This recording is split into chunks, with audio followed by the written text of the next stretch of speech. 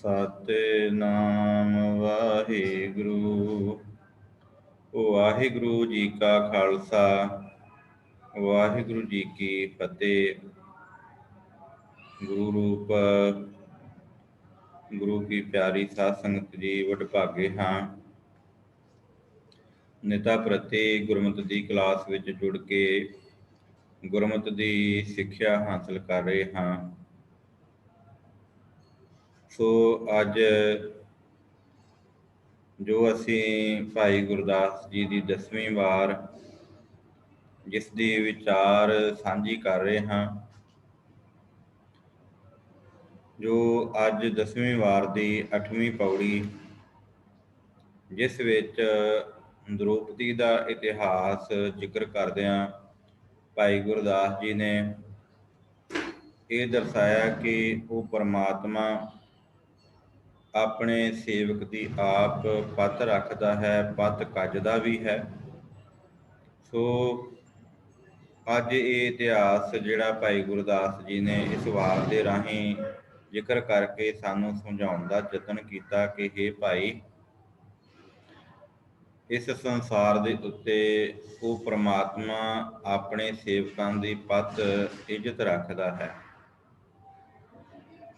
ਸੋ ਬੜੇ ਹੀ ਪਿਆਰ ਤੇ ਸਤਿਕਾਰ ਦੇ ਨਾਲ ਅਸੀਂ ਅੱਜ ਇਸ ਪੌੜੀ ਦੀ ਵਿਚਾਰ ਕਰਨੀ ਹੈ ਕਿ ਭਾਈ ਗੁਰਦਾਸ ਜੀ ਨੇ ਕਿਸ ਤਰ੍ਹਾਂ ਦ੍ਰੋਪਦੀ ਦਾ ਜੀਵਨ ਤੇ ਉਹਦੇ ਰਾਹੀਂ ਜੋ ਭਾਈ ਗੁਰਦਾਸ ਜੀ ਨੇ ਇਸ ਵਿੱਚ ਜ਼ਿਕਰ ਕਰਕੇ ਸਮਝਾਇਆ ਕਿ ਹੇ ਭਾਈ, ਜੇ ਪਰਮਾਤਮਾ ਨੂੰ ਸੱਚੇ ਮਨੋਂ ਯਾਦ ਕੀਤਾ ਜਾਵੇ ਨਾ, ਜੇ ਉਸ ਪਰਮਾਤਮਾ ਦੀ ਕੇਵਲ ਆਰਾਧਨਾ ਕੀਤੀ ਜਾਵੇ ਨਾ, ਤੇ ਫਿਰ ਇਸ ਧਰਤੀ ਦੇ ਉੱਤੇ ਉਹ ਪਰਮਾਤਮਾ ਆਪਣੇ ਸੇਵਕ ਦੀ ਪੱਤ ਢੱਕ ਲੈਂਦਾ ਹੈ।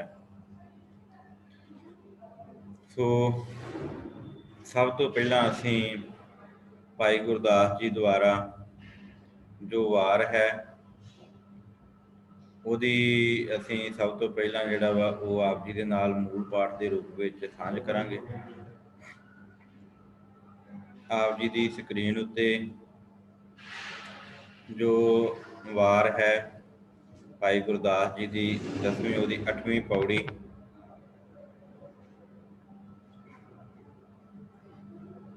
ਉਹਦੇ ਉੱਤੇ ਆਪਾਂ ਜਿਹੜੀ ਆ ਉਹ ਵਿਚਾਰ ਕਰਨੀ ਹੈ। ਸਭ ਤੋਂ ਪਹਿਲਾਂ ਦਾਸ ਆਪ ਜੀ ਦੇ ਨਾਲ ਜਿਹੜਾ ਵਾ ਉਹ ਇਸ ਵਿਚਾਰ ਦਾ ਪੌੜੀ ਦਾ ਮੂਲ ਪਾਠ ਕਰੇਗਾ। ਭਾਈ ਗੁਰਦਾਸ ਜੀ ਜ਼ਿਕਰ ਕਰਦੇ ਹਨ ਕਿ ਅੰਦਰ ਸਭਾ ਦੁਸ਼ਾਸਨੈ, ਮੱਥੇ ਵਾਲ ਦ੍ਰੋਪਦੀ ਆਂਦੀ। ਦੂਤਾਂ ਨੂੰ ਫੁਰਮਾਇਆ, ਨੰਗੀ ਕਰਹੁ ਪੰਚਾਲੀ ਬਾਂਦੀ। ਪੰਜੇ ਪਾਂਡੋ ਦੇਖਦੇ, ਔ ਘਟ ਰੁੱਧੀ ਨਾਰ ਜਿਨ੍ਹਾਂ ਦੀ। ਅੱਖੀਂ ਮੀਟ ਧਿਆਨ ਧਰ, ਹਾਹਾ ਕ੍ਰਿਸ਼ਨ ਕਰੈ ਬਿਲਲਾਂਦੀ। ਕੱਪੜ ਕੋਟ ਉਸਾਰਿਓਨ, ਥੱਕੇ ਦੂਤ ਨ ਪਾਰ ਵਸਾਂਦੀ। ਹੱਥ ਮਰੋੜਨ ਸਿਰ ਧੁਨਨ, ਪਛੁਤਾਣ ਕਰਨ ਜਾਹੇ ਜਾਂਦੀ। ਘਰ ਆਈ ਠਾਕੁਰ ਮਿਲੇ, ਪੈਜ ਰਹੀ ਬੋਲੇ ਸ਼ਰਮਾਂਦੀ। ਨਾਥ ਅਨਾਥਾਂ ਬਾਣ ਤੁਰਾਂਦੀ, ਨਾਥ ਅਨਾਥਾਂ ਬਾਣ ਤੁਰਾਂਦੀ। ਭਾਈ ਗੁਰਦਾਸ ਜੀ ਨੇ ਇੱਥੇ ਜ਼ਿਕਰ ਕੀਤਾ ਹੈ ਕਿ ਜਿਹੜੇ ਪੰਜੇ ਪਾਂਡਵ ਸਨ, ਉਹਨਾਂ ਦੀ ਇਹ ਘਰ ਵਾਲੀ ਇਸਤਰੀ, ਇਹ ਨਾਰ, ਜਿਹਨੂੰ ਦੁਸ਼ਾਸਨ ਦੀ ਸਭਾ ਦੇ ਵਿੱਚ ਬੁਲਾਇਆ ਗਿਆ, ਕਿਉਂਕਿ ਇਹ ਪੰਜੇ ਪਾਂਡਵ ਜਿਹੜੇ ਸਨ ਜੂਏ ਦੇ ਵਿੱਚ ਆਪਣੀ ਇਸਤਰੀ ਨੂੰ ਕੌਰਵਾਂ ਦੇ ਕੋਲ ਹਾਰ ਗਏ ਸਨ, ਤੇ ਇਹਨੂੰ ਇੱਥੇ ਬੁਲਾਇਆ ਗਿਆ ਹੈ। ਤੇ ਜਦੋਂ ਇਹਨੂੰ ਬੁਲਾਇਆ ਗਿਆ ਨਾ, ਭਾਈ ਗੁਰਦਾਸ ਜੀ ਇਸ ਪੂਰੀ ਪੌੜੀ ਦੇ ਅੰਦਰ ਇਹ ਜ਼ਿਕਰ ਕਰਦੇ ਨੇ ਕਿ ਕਿਸ ਤਰ੍ਹਾਂ ਉਹਨੂੰ ਲਿਆਂਦਾ ਗਿਆ ਤੇ ਲਿਆ ਕੇ ਤੇ ਉਹਨੂੰ ਫਿਰ ਜਿਹੜਾ ਵਾ ਸਾਹਮਣੇ ਪੇਸ਼ ਕੀਤਾ ਗਿਆ। ਸੋ ਹੁਣ ਆਪਾਂ ਇਸ ਸਕਰੀਨਸ਼ਾਟ ਨੂੰ ਪਿੱਛੇ ਕਰਕੇ ਜੋ ਆਪ ਜੀ ਦੇ ਸਾਹਮਣੇ ਪੌੜੀ ਦਿੱਤੀ ਗਈ ਆ, ਤੇ ਹੁਣ ਆਪਾਂ ਜਿਹੜਾ ਵਾ ਉਹ ਅੱਗੇ ਵਿਚਾਰ ਆਰੰਭ ਕਰਾਂਗੇ।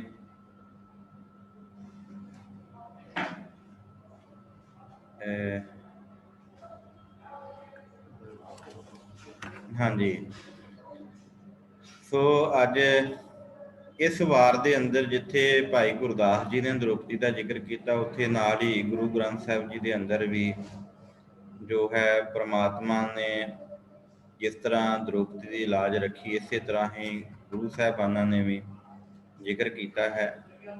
ਇਹ ਭਾਈ ਜਿਸ ਤਰ੍ਹਾਂ ਜਿਉਂ ਪਕਰ ਦ੍ਰੋਪਦੀ ਦੁਸ਼ਟਾਂ ਆਨੀ, ਹਰ ਹਰ ਲਾਜ ਨਿਵਾਰੇ। ਹੁਣ ਦੁਸ਼ਟਾਂ ਨੇ ਜਿਹੜੀ ਦ੍ਰੋਪਦੀ ਹੈ ਉਹਨੂੰ ਪਕੜ ਕੇ ਲਿਆਂਦਾ, ਭਾਵ ਕੌਰਵਾਂ ਦੀ ਸਭਾ ਦੇ ਵਿੱਚ, ਦੁਰਸ਼ਾਸਨ ਦੀ ਸਭਾ, ਕੌਰਵਾਂ ਦੇ ਰਾਜ ਦੇ ਅੰਦਰ ਦੁਰਸ਼ਾਸਨ ਦੀ ਸਭਾ। ਦੁਰਸ਼ਾਸਨ ਇਹ ਦ੍ਰੋਣਾਚਾਰੀਆ ਦਾ ਛੋਟਾ ਭਰਾ ਸੀ, ਮਾਫ ਕਰਨਾ ਦੁਰਯੋਧਨ ਦਾ। ਤੇ ਇਹ ਜਦੋਂ ਇਹਨੇ ਸਭਾ ਲਾਈ ਨਾ, ਕਿਉਂਕਿ ਪਾਂਡਵ ਇਹਨੂੰ ਹਾਰ ਗਏ ਸਨ, ਜਦੋਂ ਇਹਨਾਂ ਨੇ ਆਪਣੀ ਇਸ ਜੂਏ ਦੀ ਬਾਜੀ ਦੇ ਵਿੱਚ ਇਹਨੂੰ ਹਾਰ ਦਿੱਤਾ, ਉਸ ਸਮੇਂ ਫਿਰ ਇਹਨਾਂ ਨੇ ਜਦੋਂ ਹਾਰ ਮੰਨ ਲਈ ਤੇ ਸਾਰਾ ਕੁਝ ਹਾਰਨ ਦੇ ਬਾਅਦ ਇਹਨਾਂ ਨੇ ਦ੍ਰੋਪਦੀ ਨੂੰ ਵੀ ਦਾਅ ਦੇ ਉੱਤੇ ਲਾ ਦਿੱਤਾ ਸੀ ਕਿ ਹੁਣ ਸਾਡੀ ਇਸਤਰੀ ਰੱਖ ਲਓ, ਕਿਉਂਕਿ ਕੌਰਵਾਂ ਨੇ ਸ਼ਰਤ ਰੱਖੀ ਸੀ ਤੇ ਆਖਿਆ ਸੀ ਕਿ ਬਸ ਤੁਸੀਂ ਇੱਥੋਂ ਤੱਕ ਹੀ ਤੁਹਾਡੇ ਕੋਲ ਸੀ। ਤੇ ਇਹਨਾਂ ਆਪਣੀ ਇਸਤਰੀ ਵੀ ਜਿਹੜੀ ਆ ਨਾ ਉਹ ਵੀ ਹਾਰ ਦਿੱਤੀ। ਇਹ ਜਿਹੜੇ ਪਾਂਡਵ ਸਨ, ਇਹਨਾਂ ਦੀ ਵੰਸ਼ ਬਾਰੇ ਭਾਈ ਕਾਹਨ ਸਿੰਘ ਜੀ ਨਾਭਾ ਵੀ ਜ਼ਿਕਰ ਕਰਦੇ ਨੇ ਕਿ ਜਿਹੜੇ ਇਹ ਪਾਂਡਵ ਸੀ ਨਾ, ਪਾਂਡੂ ਰਾਜ ਦਾ ਵੰਸ਼ ਜਿਹੜਾ ਵਾ, ਪਾਂਡਵਾਂ ਦੀ ਔਲਾਦ ਜਿਹੜੀ ਆ, ਇਹ ਮਹਾਭਾਰਤ ਗ੍ਰੰਥ ਵਿੱਚ ਵੀ ਦਰਜ ਹੈ ਕਿ ਚੰਦਰਵੰਸ਼ੀ ਰਾਜਾ ਸ਼ਾਤਨ ਦਾ ਪੁੱਤਰ ਵਚਿੱਤਰੀਆ, ਇਹ ਜਦੋਂ ਇਸ ਧਰਤੀ ਤੇ ਇਹਨਾਂ ਦਾ ਰਾਜ ਸੀ, ਇਹ ਮਰ ਗਿਆ ਨਾ ਜਦੋਂ ਇਸ ਧਰਤੀ ਦੇ ਉੱਤੇ, ਤੇ ਇਹਦੀਆਂ ਦੋ ਇਸਤਰੀਆਂ ਸਨ, ਇੱਕ ਅੰਬਿਕਾ ਤੇ ਇੱਕ ਅੰਬਾਲਿਕਾ। ਇਹ ਔਲਾਦ ਤੋਂ ਬਿਨਾਂ ਸਨ, ਇਹਨਾਂ ਦੀ ਔਲਾਦ ਕੋਈ ਨਹੀਂ ਸੀ। ਤੇ ਫਿਰ ਇਹਨਾਂ ਦੀ ਮਾਂ ਜਿਹੜੀ ਸੀ ਵਚਿੱਤਰੀਆ ਦੀ ਮਾਂ ਸਤਿਆਵੰਤੀ ਨੇ ਆਪਣੇ ਪਹਿਲੇ ਪੁੱਤਰ ਵਿਆਸ ਨੂੰ ਸੱਦਿਆ, ਜਿਹੜਾ ਸੰਤਾਨ ਸ਼ਾਤਨ ਨਾਲ ਵਿਆਹ ਹੋਣ ਤੋਂ ਪਹਿਲਾਂ ਹੀ ਪ੍ਰਵਾਸ ਰਿਖੀ ਦੇ ਵੀਰਜ ਦੁਆਰਾ ਸਤਿਆਵਤੀ ਦੇ ਉਦਰ ਤੋਂ ਪੈਦਾ ਹੋਇਆ ਸੀ। ਇਹ ਇਹਨਾਂ ਦੇ ਮਹਾਭਾਰਤ ਦੇ ਵਿੱਚ ਜਿਹੜੀ ਆ ਉਹ ਕਥਾ। ਤੇ ਇਹਨਾਂ ਨੇ, ਇਹਨਾਂ ਦੀ ਜਿਹੜੇ ਮਾਤਾ, ਇਹਨਾਂ ਮਾਤਿਆਂ ਨੇ ਆਗਿਆ ਕਰਕੇ ਤੇ ਇਹਦਾ ਨਿਯੋਗ ਦੀ ਰੀਤੀ ਨਾਲ ਦੋਹਾਂ ਤੋਂ ਸੰਤਾਨ ਪੈਦਾ ਕੀਤੀ ਵਿਆਸ ਨੇ।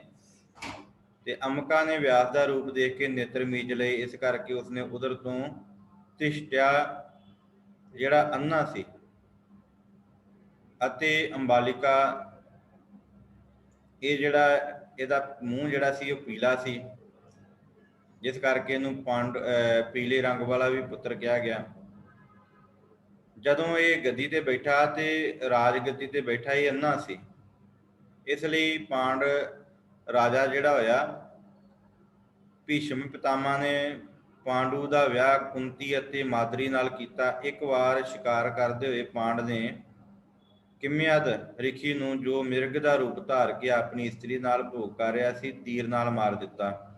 ਇਸ ਪੁਰ ਰਿਖੀ ਨੇ ਸ਼ਰਾਪ ਦਿੱਤਾ ਕਿ ਜਦ ਪਾਂਡ ਇਸਤਰੀ ਸੰਗ ਕਰੇਗਾ ਉਸ ਵੇਲੇ ਮਰ ਜਾਏਗਾ। ਸ਼ਰਾਪ ਦੇ ਭੈ ਕਰਕੇ ਰਾਜੇ ਨੇ ਰਾਣੀਆਂ ਤੋਂ ਕਿਨਾਰੇ ਰਹਿਣਾ ਸੁਖਦਾਈ ਜਾਣਿਆ, ਪਰ ਪੁੱਤਰ ਬਿਨਾਂ ਵੰਸ਼ ਕਿਵੇਂ ਰਹੇਗੀ, ਇਹ ਚਿੰਤਾ ਵੀ ਦੁੱਖ ਦੇਣ ਲੱਗੀ। ਪਤੀ ਨੂੰ ਚਿੰਤਾ ਤੁਰ ਦੇਖ ਕੇ ਕੁੰਤੀ ਨੇ ਆਖਿਆ ਕਿ ਮੈਂ ਦੇਵਤਿਆਂ ਨੂੰ ਮੰਤਰ ਸ਼ਕਤ ਨਾਲ ਬਣਾਉਣ ਦੀ ਸਮਰੱਥਾ ਰੱਖਦੀ ਹਾਂ, ਇਸ ਲਈ ਆਪ ਫਿਕਰ ਨਾ ਕਰੋ। ਰਾਜੇ ਦੀ ਆਗਿਆ ਨਾਲ ਕੁੰਤੀ ਨੇ ਧਰਮ ਨੂੰ ਬੁਲਾ ਕੇ ਯੁਧਿਸ਼ਟਰ ਪਾਉਣ ਤੋਂ ਭੀਮ, ਇੰਦਰ ਤੋਂ ਅਰਜਨ ਪੈਦਾ ਕੀਤਾ, ਔਰ ਆਪਣੀ ਸੌਂਕਣ ਮਾਦਰੀ ਲਈ ਅਸ਼ਵਨੀ ਕੁਮਾਰ ਦੇਵਤਾ ਸੱਦੇ, ਜਿਨ੍ਹਾਂ ਤੋਂ ਨਕੁਲ ਤੇ ਸਹਿਦੇਵ ਪੈਦਾ ਕੀਤਾ। ਇਹ ਪੰਜੇ ਪਾਂਡਵ ਨੇ।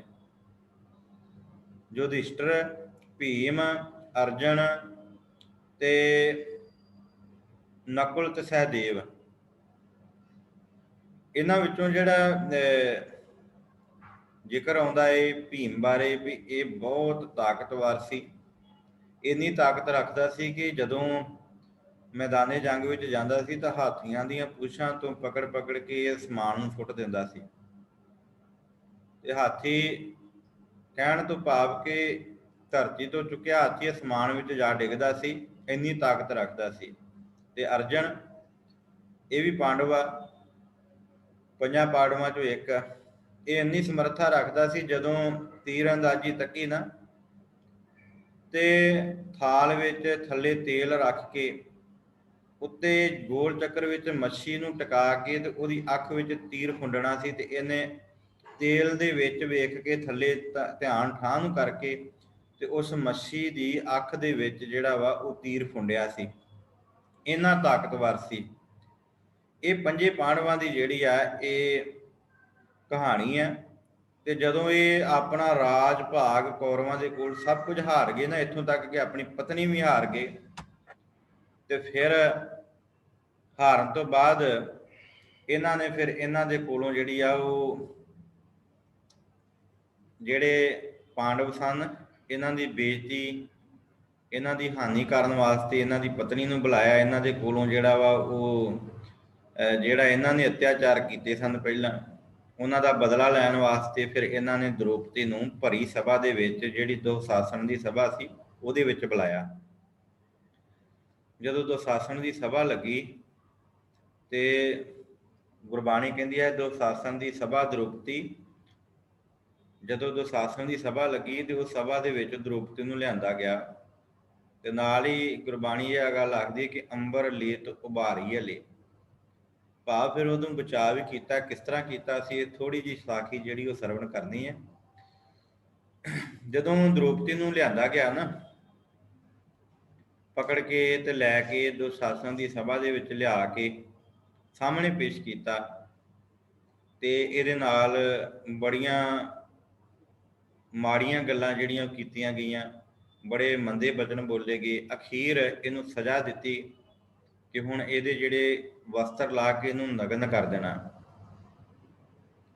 ਜਦੋਂ ਨਗਨ ਕਰਨ ਲੱਗੇ ਨਾ ਉਸ ਸਮੇਂ ਫਿਰ ਦ੍ਰੋਪਦੀ ਨੇ ਮਨ ਵਿੱਚ ਸੋਚਿਆ ਕਿ ਮੇਰੇ ਪਤੀ 5 ਪਤੀ ਨੇ, 5 ਦੇ ਵਿੱਚੋਂ 2 ਐਸੇ ਨੇ ਜਿਨ੍ਹਾਂ ਦਾ ਬਲ ਬੜਾ, ਜਿਨ੍ਹਾਂ ਦੇ ਕੋਲ ਤਾਕਤ ਬਹੁਤ ਹੈ, ਜਿਹੜੇ ਇਸ ਸੰਸਾਰ ਦੇ ਉੱਤੇ ਹਾਥੀਆਂ ਨੂੰ ਪੁੱਛੋਂ ਪਕੜ ਪਕੜ ਕੇ ਧਰਤੀ ਤੋਂ ਅਸਮਾਨ ਵਿੱਚ ਸੁੱਟ ਸਕਦੇ ਨੇ। ਪਾਂਡਵ ਵਰਗੇ,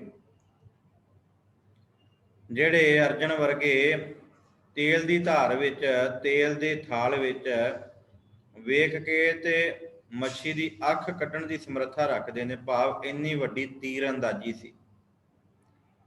ਇਹ ਤੇ ਮੈਨੂੰ ਬਚਾ ਲੈਣਗੇ ਨਾ, ਇਹ ਤੇ ਹਾਂ ਦਾ ਨਾਰਾ ਮਾਰ ਕੇ, ਜਾਂ ਇਹ ਆਪਣੀ ਤਾਕਤ ਤੇ ਆਪਣੀ ਬਲ ਸਦਕਾ ਜਿਹੜਾ ਵਾ ਇਹ ਜਿਹੜਾ ਵਾ ਉਹ ਮੈਨੂੰ ਬਚਾ ਲੈਣਗੇ। ਪਰ ਹੋਇਆ ਉਲਟ, ਕਿਉਂਕਿ ਇਹ ਇੰਨੇ ਨਸ਼ੇ ਦੇ ਵਿੱਚ ਡੁੱਬ ਚੁੱਕੇ ਸਨ। ਅੰਤ ਦਾ ਨਸ਼ਾ ਕਰਦਿਆਂ ਹੋਇਆਂ ਇਹਨਾਂ ਨੇ ਸਾਰਾ ਆਪਣਾ ਜਿਹੜਾ ਨਸ਼ੇ ਦੇ ਰੂਪ ਵਿੱਚ ਆਪਣਾ ਰਾਜ ਭਾਗ, ਇੱਥੋਂ ਤੱਕ ਕਿ ਆਪਣੀ ਪਤਨੀ ਵੀ ਗਵਾ ਲਈ। ਤੇ ਜਦੋਂ ਸਭਾ ਦੇ ਵਿੱਚ ਇਹ ਗੱਲ ਹੋਈ ਤੇ ਸਾਰਿਆਂ ਨੇ ਆਪਣੇ ਮੂੰਹ ਜਿਹੜੇ ਉਹ ਨੀਵੇਂ ਕਰ ਲਏ। ਦ੍ਰੋਪਦੀ ਨੇ ਵੇਖਿਆ ਅਰਜਨ ਵੱਲ ਵੀ, ਅਰਜਨ ਨੇ ਨੀਵੀਂ ਪਾ ਲਈ, ਮਤਲਬ 5 ਪਾਂਡਵਾਂ ਨੇ ਜਿਹੜੀ ਉਹ ਨੀਵੀਂ ਪਾ ਲਈ, ਕਿਸੇ ਨੇ ਸਹਾਰਾ ਨਾ ਦਿੱਤਾ। ਫਿਰ ਕੌਰਵਾਂ ਦਾ ਪਿਓ ਯੁਧਿਸ਼ਟਰ ਬੜਾ ਸਿਆਣਾ ਸੀ, ਤੇ ਦ੍ਰੋਪਦੀ ਨੇ ਸੋਚਿਆ ਕਿ ਸ਼ਾਇਦ ਦੁਸ਼ਾਸਨ ਨਾਲ ਦੁਰਯੋਧਨ ਜਿਹੜਾ ਦੁਸ਼ਾਸਨ ਦਾ ਛੋਟਾ ਭਰਾ ਵਾ, ਕੀ ਪਤਾ ਇਹ ਸਿਆਣਾ ਵਾ ਤੇ ਇਹ ਮੇਰੀ ਪੱਤ ਢੱਕ ਲਏ, ਆਖੇ ਵੀ ਨਹੀਂ ਭਈ ਭਰੀ ਸਭਾ ਦੇ ਵਿੱਚ ਇਹਦੀ ਇੱਜ਼ਤ ਨਹੀਂ ਰੋਲਣੀ। ਜਦੋਂ ਇਹ ਸਭ ਕੁਝ ਵੇਖਿਆ ਸਾਰਿਆਂ ਨੇ ਨੀਵੀਆਂ ਪਾ ਲਈਆਂ, ਤੇ ਅਖੀਰ ਫਿਰ ਮਨ ਟਿਕਿਆ ਦ੍ਰੋਪਦੀ ਦਾ। ਇਹਨਾਂ ਵਿੱਚੋਂ ਸਾਰਿਆਂ ਦੇ ਵਿੱਚੋਂ ਸਿਆਣਾ ਜਿਹੜਾ ਵਾ ਦਰੋਣਾਚਾਰੀਆ, ਜਿਹੜਾ ਗੁਰੂ ਮੰਨਿਆ ਗਿਆ ਇਹਨਾਂ ਦਾ, ਜਿਹੜਾ ਸਭਾ ਦੇ ਵਿੱਚ ਬੈਠਾ, ਕਹਿੰਦੇ ਹੋ ਸਕਦਾ ਕਿ ਇਹ ਦਰੋਣਾਚਾਰੀਏ ਜਿਹੜਾ ਵਾ ਹਾ ਦਾ ਨਾਰਾ ਮਾਰੇ, ਜਿਹੜਾ ਸਾਰਿਆਂ ਨੂੰ ਸਿੱਖਿਆ ਦਿੰਦਾ ਰੱਬ ਦੇ ਨਾਲ ਜੁੜਨ ਦੀ, ਭਲਾ ਪੁਰਸ਼ ਹੈ। ਪਰ ਇਹ ਵੀ ਭਰੀ ਸਭਾ ਦੇ ਵਿੱਚ ਆਪਣਾ ਮੂੰਹ ਜਿਹੜਾ ਉਹ ਥਾਂ ਨੂੰ ਸੁੱਟ ਕੇ ਬੈਠ ਗਿਆ। ਹੁਣ ਦ੍ਰੋਪਦੀ ਦੇ ਮਨ ਵਿੱਚ ਜਿਹੜਾ ਵਾ, ਕਿਉਂਕਿ ਇਹ ਕ੍ਰਿਸ਼ਨ ਨੂੰ ਅਰਾਧੀ ਸੀ, ਕ੍ਰਿਸ਼ਨ ਦੀ ਭਗਤਣੀ ਮੰਨੀ ਗਈ ਹੈ, ਉਹਨੂੰ ਮੰਨਦੀ ਸੀ, ਉਹਦਾ ਨਾਮ ਜਪਦੀ ਸੀ। ਇਹ ਇਹਨਾਂ ਦੇ ਧਰਮ ਗ੍ਰੰਥਾਂ ਦੇ ਅੰਦਰ ਵੀ ਜ਼ਿਕਰ ਹੈ ਕਿ ਦ੍ਰੋਪਦੀ ਇਹਦੇ ਉੱਤੇ ਹੁਸਨ ਬਹੁਤ ਸੀ, ਭਾਵ ਬਹੁਤ ਸੁਸ਼ੀਲ ਤੇ ਸੁੰਦਰ ਸੀ। ਹੁਣ ਕ੍ਰਿਸ਼ਨ ਨੂੰ ਜਦੋਂ ਇਹਨੇ ਅਰਾਧਿਆ, ਯਾਦ ਕੀਤਾ ਕਿ ਹੇ ਕ੍ਰਿਸ਼ਨ ਜੀ, ਹੁਣ ਮੇਰੀ ਪੱਤ ਕੇਵਲ ਤੁਸੀਂ ਰੱਖ ਸਕਦੇ ਜੇ, ਮੇਰੇ ਪਤੀ ਬੇਪੱਤ ਹੋ ਗਏ, ਮੁੱਖ ਮੋੜ ਲਿਆ ਇਹਨਾਂ ਨੇ, ਬੇਮੁਖ ਹੋ ਗਏ। ਇੱਥੇ ਸਿਆਣੇ ਪੁਰਸ਼ ਵੀ ਬੇਮੁਖ ਹੋ ਗਏ, ਇੱਥੋਂ ਤੱਕ ਕਿ ਗੁਰੂ ਦਰੋਣਾਚਾਰੀਆ ਵੀ ਬੇਮੁਖ ਹੋ ਗਿਆ।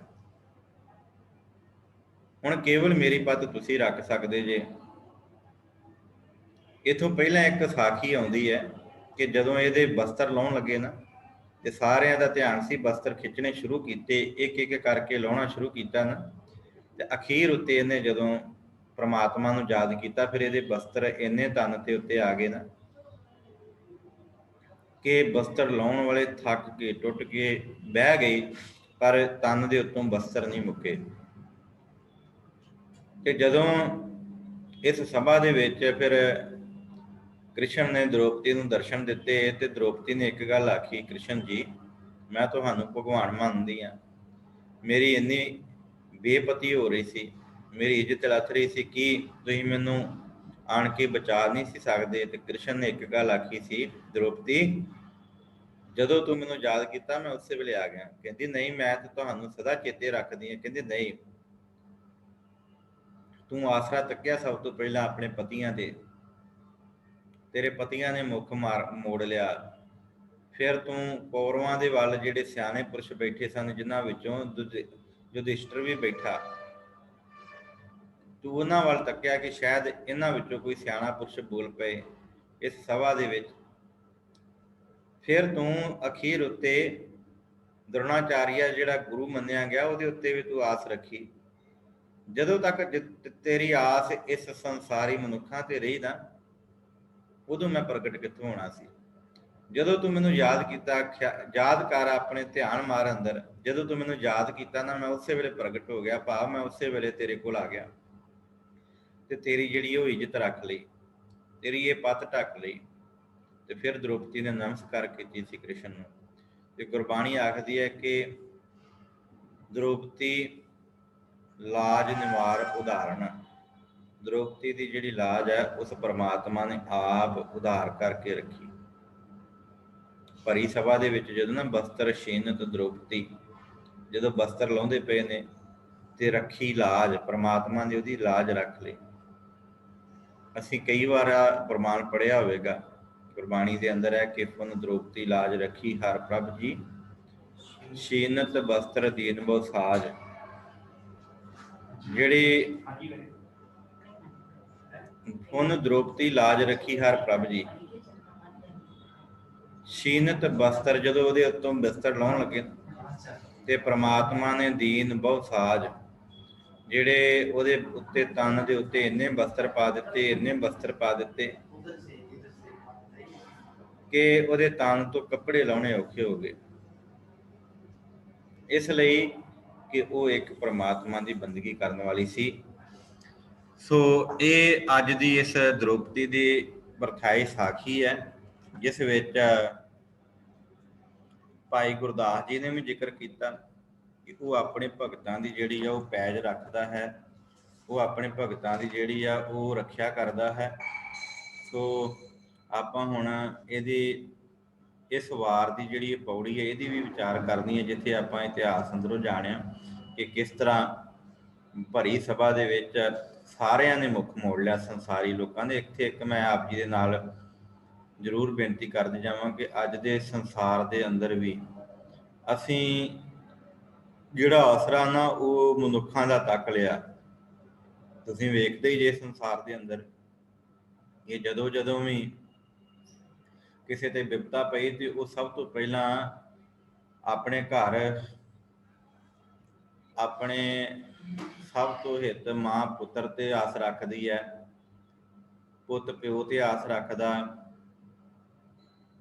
ਤੇ ਇਸਤਰੀ ਪਤੀ ਤੇ ਆਸ ਰੱਖਦੀ ਹੈ। ਅੱਜ ਵੀ ਇਹ ਸਾਰੇ ਸੰਸਾਰ ਦੇ ਅੰਦਰ ਜ਼ਿਕਰ ਹੈ। ਤੇ ਜਦੋਂ ਘਰ ਦੇ ਆਸਰੇ ਮੁੱਕ ਜਾਂਦੇ ਫਿਰ ਸੰਸਾਰੀ ਗੁਰੂ ਲੱਭਦੇ ਆ।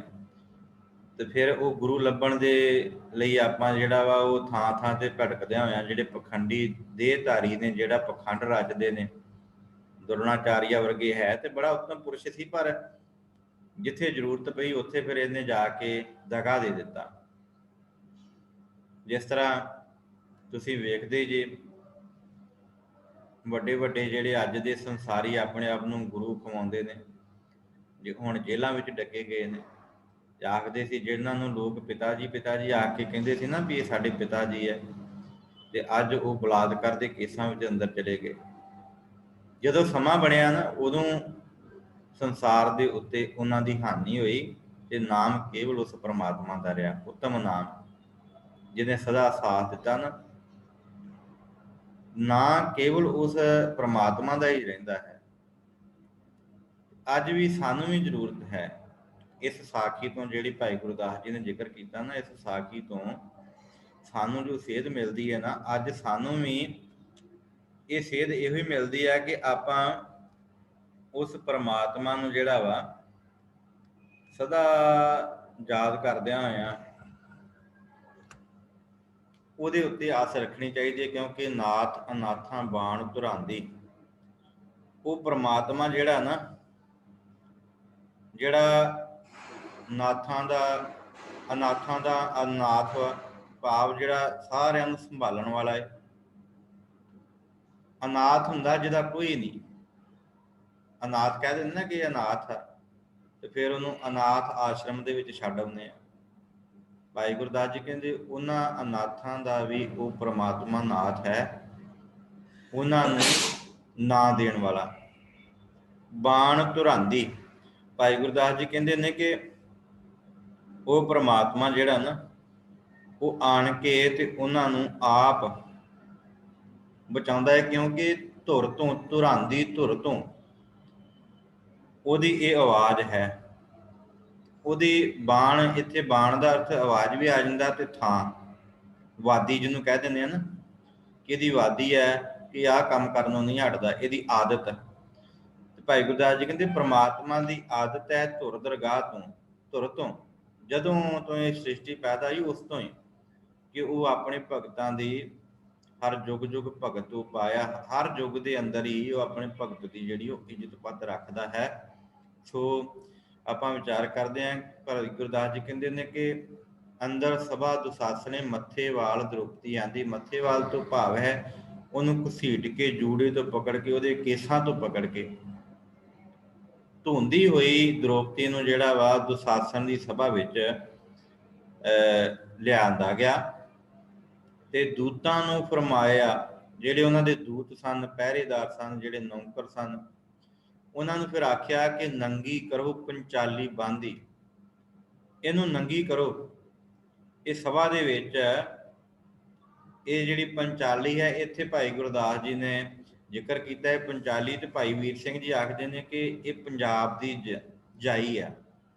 ਪੰਚਾਲੀ ਦਾ ਭਾਵ ਹੈ ਪੰਜਾਬ ਦੀ ਜਾਈ ਹੋਈ, ਪਰ ਕਈਆਂ ਨੇ ਅਰਥ ਇਹ ਵੀ ਕੀਤੇ ਨੇ ਕਿ ਇਹ ਸਭਾ ਦੇ ਵਿੱਚ ਇਹਨੂੰ ਨੰਗੀ ਕਰੋ।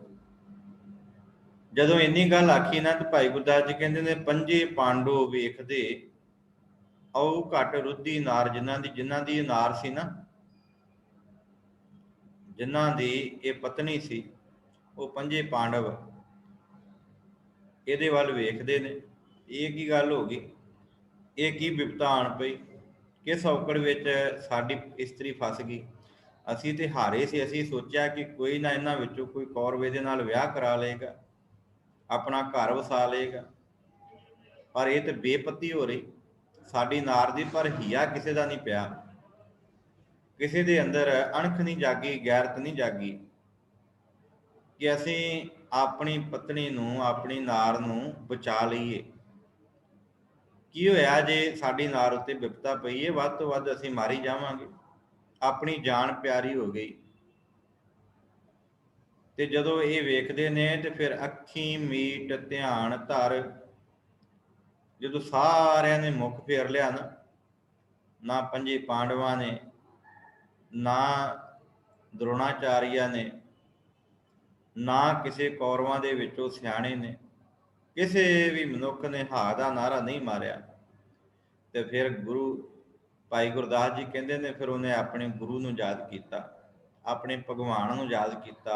ਹਾ ਹਾ ਕ੍ਰਿਸ਼ਨ ਕਰੈ ਬਿਲਲਾਂਦੀ, ਹਾ ਹਾ ਕਰਦੀ ਹੋਈ, ਹਾਹਾਕਾਰ ਮਚਾਉਂਦੀ ਹੋਈ ਕ੍ਰਿਸ਼ਨ ਨੂੰ ਯਾਦ ਕਰਦੀ ਹੈ, ਕ੍ਰਿਸ਼ਨ ਦੀ ਆਰਾਧਨਾ ਕਰਨ ਲੱਗ ਜਾਂਦੀ ਹੈ, ਅੱਖਾਂ ਮੀਟ ਲੈਂਦੀ ਹੈ।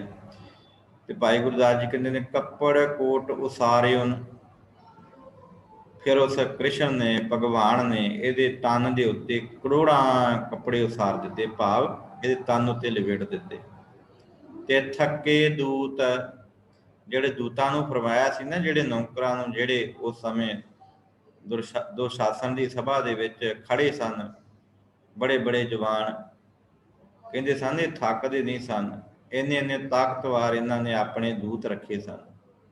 ਇਹਨਾਂ ਦੂਤਾਂ ਨੇ ਫਿਰ ਦ੍ਰੋਪਦੀ ਦੇ ਤਨ ਉੱਤੋਂ ਕੱਪੜੇ ਲਾਉਣੇ ਸ਼ੁਰੂ ਕੀਤੇ। ਥੱਕ ਗਏ, ਥੱਕ ਕੇ ਡਿੱਗ ਗਏ। ਇੱਕ ਡਿੱਗਿਆ, ਦੂਜਾ ਡਿੱਗਿਆ, ਤੀਜੇ ਦੀ ਵਾਰੀ ਆਈ।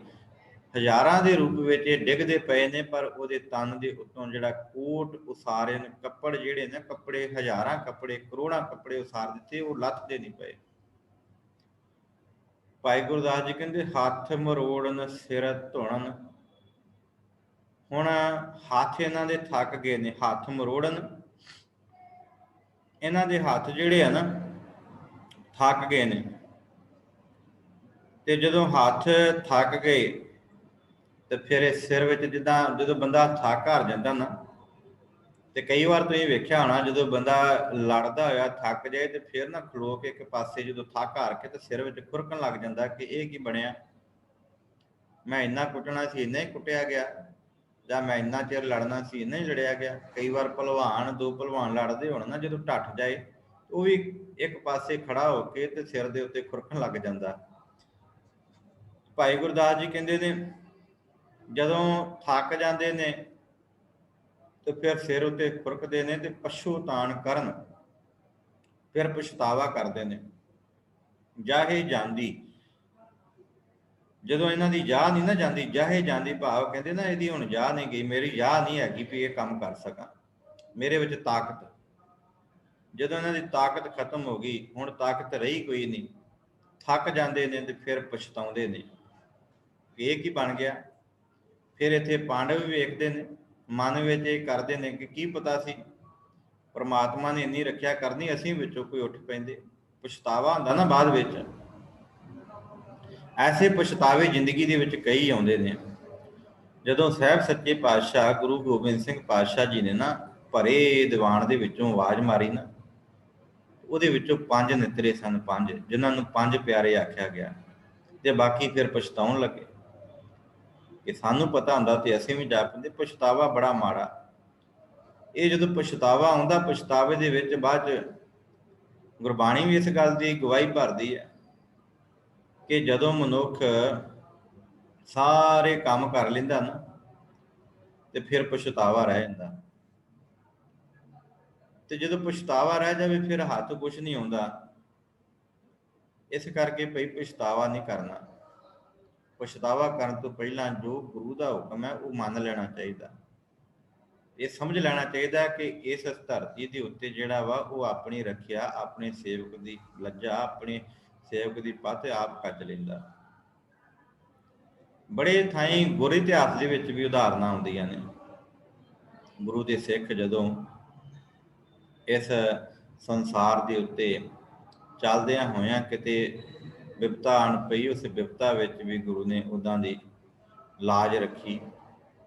ਜੇ ਕਿਤੇ ਮਨ ਡੋਲਿਆ ਤੇ ਉਸ ਮਨ ਡੋਲਣ ਤੇ ਗੁਰੂ ਸਾਹਿਬਾਨ ਨੇ ਆਪ ਪਹਿਰਾ ਦੇ ਕੇ ਆਪਣੇ ਸਿੱਖ ਨੂੰ ਉਹ ਕਰਮ ਕਰਨ ਤੋਂ ਵਰਜਿਆ। ਕਈ ਇਤਿਹਾਸਕ ਸਾਖੀਆਂ ਨੇ, ਅੱਜ ਦਾ ਵਿਸ਼ਾ ਨਹੀਂ, ਪਰ ਭਾਈ ਗੁਰਦਾਸ ਜੀ ਜਿਹੜੀ ਆ ਗੱਲ ਕਰਦੇ ਪਏ ਹਨ ਕਿ ਮਨੁੱਖ ਪਛੋਤਾਣ ਕਰਨ, ਪਛਤਾਵਾ ਕਰਨ ਲੱਗ ਜਾਂਦੇ ਨੇ ਜਦੋਂ ਕੋਈ ਕੁਕਰਮ ਕਰਦਾ, ਤੇ ਉਸ ਕੁਕਰਮ ਤੋਂ ਬਾਅਦ ਅਖੀਰ ਜਦੋਂ ਵੇਖਦਾ ਮੈਂ ਕਰ ਕੀ ਬੈਠਾ, ਫਿਰ ਪਛਤਾਵਾ ਕਰਦੇ ਨੇ। ਤੇ ਜਦੋਂ ਪਰਮਾਤਮਾ ਫਿਰ ਇੱਜ਼ਤ ਰੱਖਦਾ, ਫਿਰ ਇੱਥੇ ਪਛਤਾਵਾ ਉਹਨਾਂ ਪੰਜਾਂ ਪਾਂਡਵਾਂ ਨੂੰ ਵੀ ਹੋਇਆ, ਫਿਰ ਯੁਧਿਸ਼ਟਰ ਨੂੰ ਵੀ ਹੋਇਆ, ਦੁਰੋਣਾਚਾਰੀਆਂ ਨੂੰ ਵੀ ਹੋਇਆ ਕਿ ਮੈਂ ਹੀ ਵਿੱਚੋਂ ਉੱਠ ਕੇ ਹਾ ਦਾ ਨਾਰਾ ਮਾਰ ਲੈਂਦਾ। ਫਿਰ ਦੁਸ਼ਾਸਨ ਜਿਹੜਾ ਸੀ ਉਹ ਵੀ ਪਛਤਾਵਾ ਕਰਨ ਲੱਗਾ ਕਿ ਮੈਂ ਕੀ ਕਰ ਬੈਠਾ।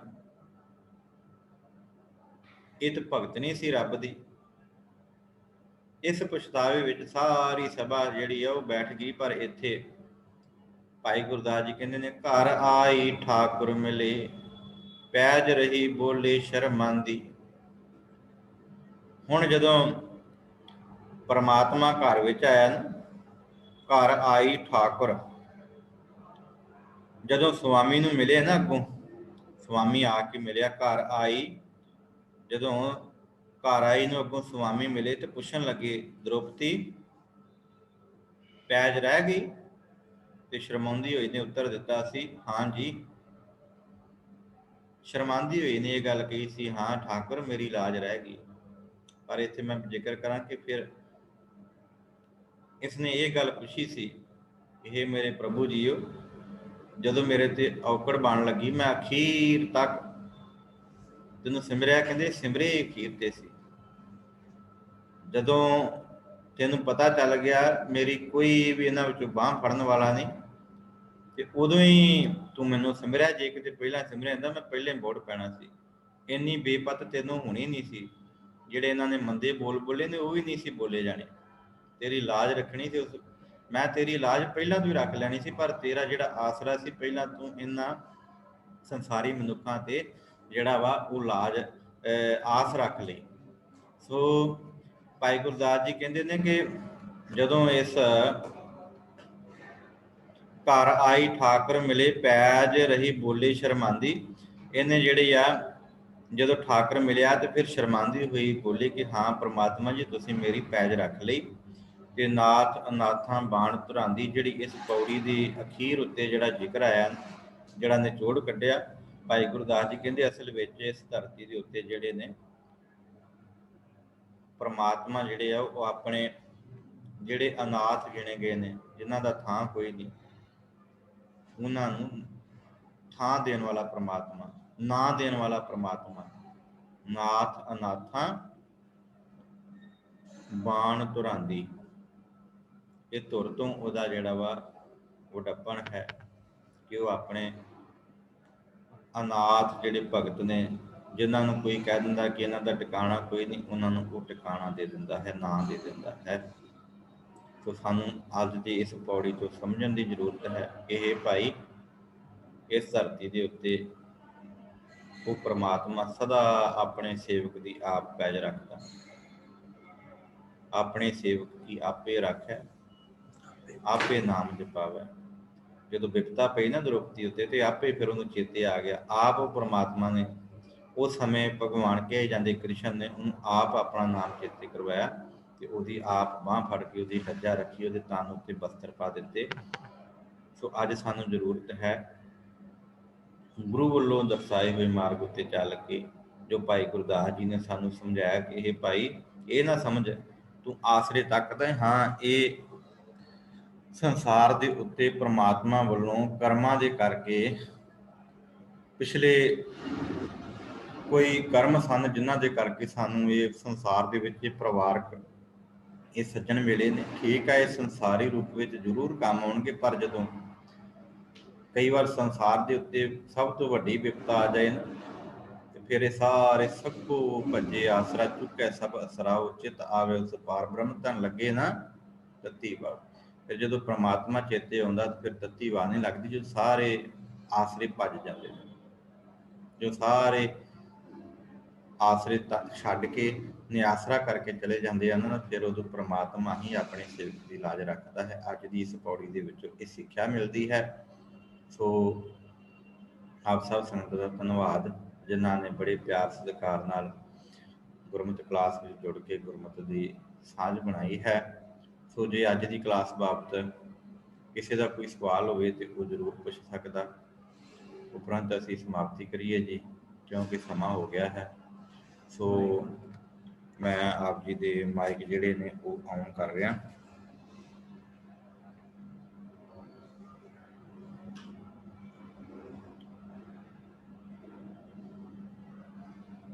ਹਾਂਜੀ ਵਾਹਿਗੁਰੂ ਜੀ, ਜੇ ਕਿਸੇ ਦਾ ਸਵਾਲ ਹੈ ਤੁਹਾਡੇ ਮਾਈਕ ਔਨ ਕਰ ਦਿੱਤੇ ਗਏ ਨੇ। ਸੋ ਜੇ ਕਿਸੇ ਦਾ ਕੋਈ ਸਵਾਲ ਹੋਵੇ ਤਾਂ ਪੁੱਛ ਸਕਦਾ। ਇੱਥੇ ਮੈਂ ਆਪ ਜੀ ਨੂੰ ਬੇਨਤੀ ਕਰਾਂ ਕਿ ਸਾਡੇ ਭਾਈ ਲਖਵੀਰ ਸਿੰਘ ਜੀ ਕੁਝ ਦਿਨਾਂ ਵਾਸਤੇ ਪੰਜਾਬ ਜਾ ਰਹੇ ਨੇ, ਤੇ ਇਹ ਸਾਰਾ ਪ੍ਰਬੰਧ ਜਿਹੜਾ ਉਹ ਦਾਸ ਨੂੰ ਕਰਨਾ ਪਏਗਾ। ਤੇ ਜੇ ਕਿਤੇ ਕੋਈ ਅੜਚਣ ਆਉਂਦੀ ਹੈ ਕਲਾਸ ਲਾਉਣ ਲੱਗਿਆ ਤੇ ਜ਼ਰੂਰ ਮੇਰਾ ਸਾਥ ਦੇਣਾ, ਕਿਉਂਕਿ ਕੰਪਿਊਟਰ ਦੇ ਉੱਤੇ ਇਹ ਸਾਰਾ ਚੱਲਦਾ ਹੈ, ਪ੍ਰੋਜੈਕਟਰ ਸਾਰਾ ਕੁਝ ਹੀ।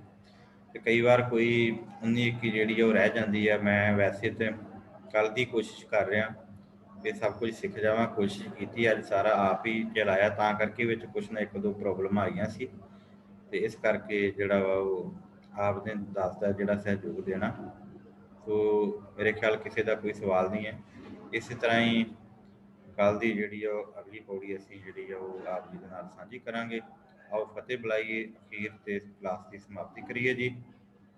ਵਾਹਿਗੁਰੂ ਜੀ ਕਾ ਖਾਲਸਾ, ਵਾਹਿਗੁਰੂ ਜੀ ਕੀ ਫਤਿਹ।